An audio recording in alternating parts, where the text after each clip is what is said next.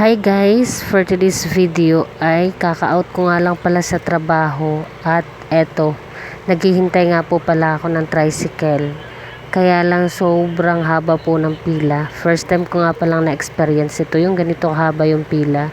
Yung ganito katagal mag-antay ng tricycle bago makasakay. Syempre kailangan ho naman nating maghintay dahil hindi rin naman kasi aalis yung tricycle kapag hindi nga napuno, dahil nga ho syempre magiging sayang din ho kasi yung biyahe nila kapag hindi puno yung tricycle na aalis na, 'di ba? So eto na nga pala, nakasakay na nga rin ho pala ako ng tricycle. Pero mas natagalan pa po lalo dahil sobrang traffic po guys. Grabe yung traffic. Ayan, ang tagal umurong ng mga sasakyan. Dahil nga sa sobrang traffic, ganito nga naman talaga kapag kauwian na, lalo na sa gabi. Dahil nga pasukan na rin, kaya talagang sobrang traffic. Imbis na bubiyahe lang ako ng kalahating oras, umabot na tuloy ako ng 1 oras.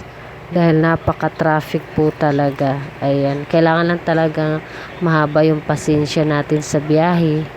Lalong-lalo na kapag ganito ka-traffic. Ayan.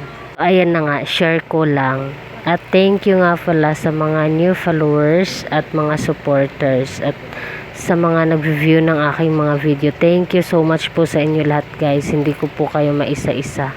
Pero thank you so much. So, ingat po tayo palagi and God bless us all.